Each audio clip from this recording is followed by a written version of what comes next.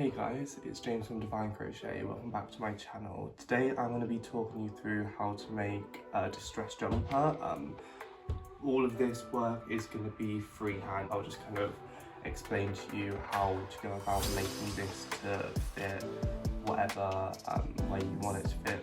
Because we make this part in steps, it's very easy to customize. In this tutorial, I'll show you how I made the sleeves, and I'll show you how I constructed the garment, how I made the collar.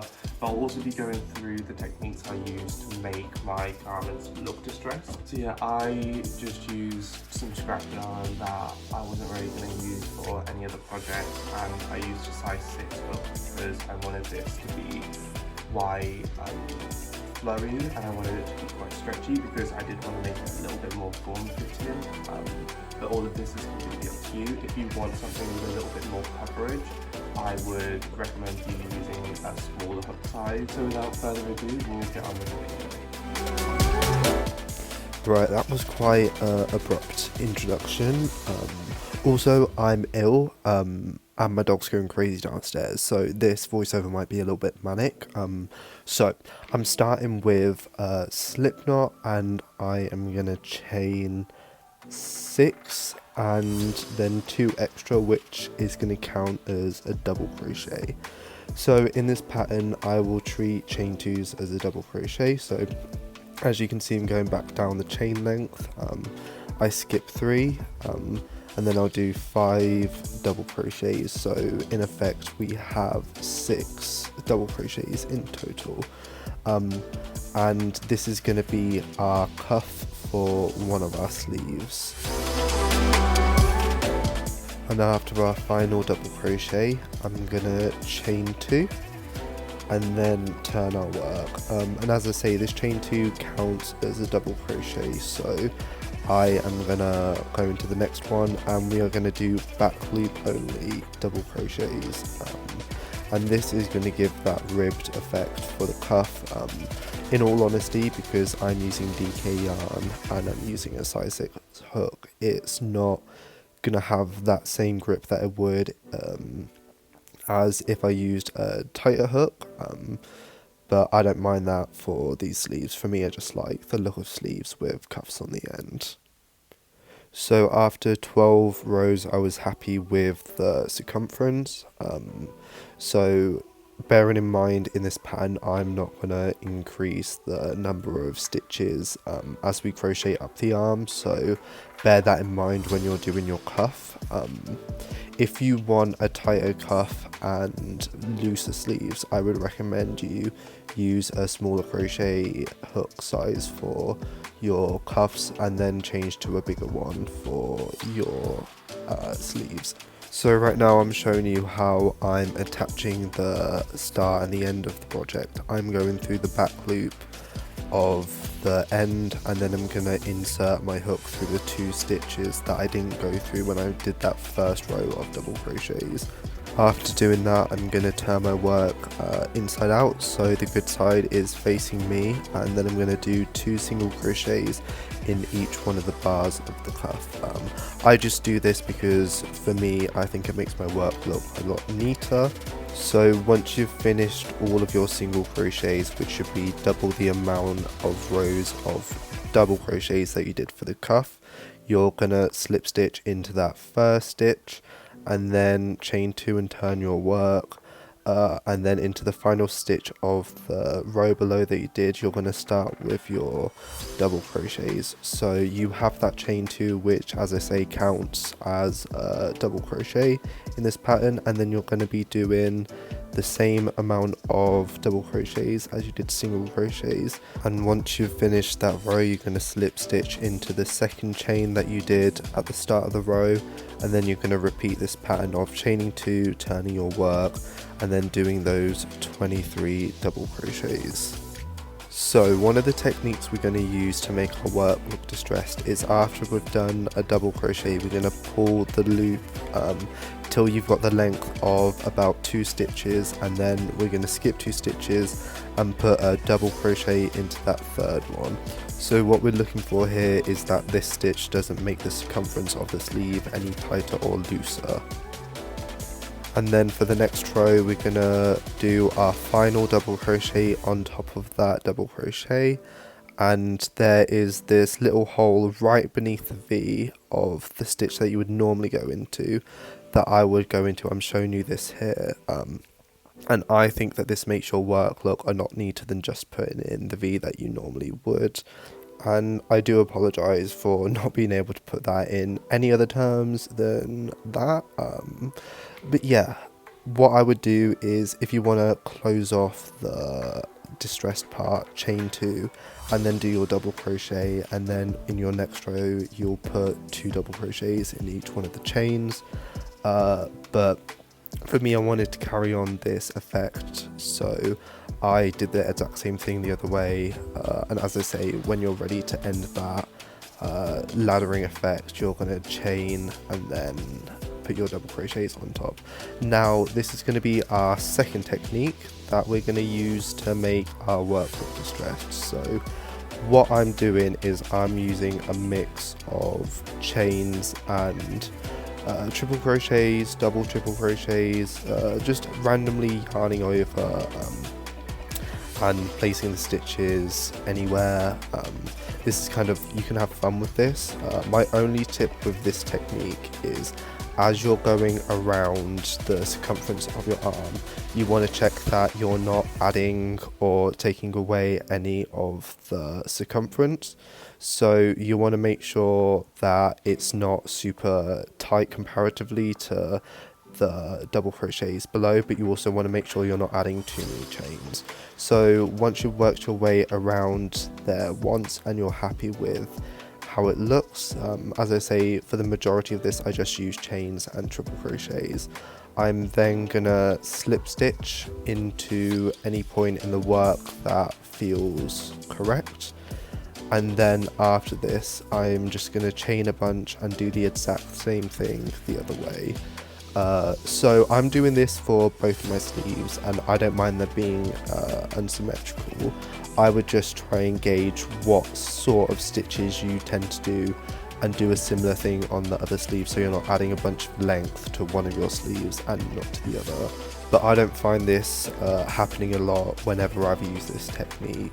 For me, normally, because you're using the same sort of stitches, the length of it ends up the same, even if you're not trying to make the same pattern on both sides. So once you've done that second row, we're going to slip stitch, and then what we're going to do is add the double crochet pattern that we were doing earlier back onto our work. So we're going to chain 2, and then we're going to add back on those 23 double crochets, or however many you were doing before, back on top. So when I get to around 12 double crochets, I will check in my round to make sure I'm about halfway through. I don't see any problems whenever I've used this, as long as I say, you're not changing the circumference of your work. I've found that the amount of chains on top doesn't really affect the look of the final garment. And once you've finished that row, you're going to do the same thing of slip stitching into that second chain, and then we're going to carry on this pattern. I decided to do a colour change later on into grey before finishing off this sleeve, but this is totally up to you. I would just try the sleeve on as you're going. Once you've reached your desired length, you're going to do your row, but you're going to skip about 4 stitches, and then from there you're going to chain 2, and instead of going into that second double crochet, we're going to skip that and go into the third one, and this is going to be how we decrease the start of our row. And then we're also going to add a decrease at the end of the row, and how you're going to do that is you're going to crochet down the line till you have the final 2. You're going to skip that first one and go into that last one, which will be the chain 2, and you're going to put your double crochet into that chain 2, and then from there you're going to repeat. So you're going to chain 2, turn your work, and then you're going to put that double crochet into the third stitch, skipping the second stitch. I did a total of 5 rows of decreases, not including that first row where I skipped 4. I also did a row of single crochets all around the outside of my work, and then I repeated this for another sleeve with a different colour. So to create this collar, I used the same stitch that I used for the cuffs in the arms that I made earlier. And to create the shape of the top of the jumper, I'm doing this is I've started by doing 12 double crochets and then chaining one, and then into this next stitch I just carry on with my double crochets. Now, because I've got 84 stitches in total, because I have 42 rows of those double crochets, I have split the panels up into 4. So the front and back panel will be 24 stitches and the arm panel will be 18. So I've just finished this first row and in total we have the same amount of double crochets as we do single crochets. All we have added is these chain ones and we've added 4 of these. And now for our next row, what I would do is I'm going to slip stitch here, work my way back across here, put a double crochet in the chain 1 hole that we made earlier, chain 1, and then put another double crochet into here before carrying on.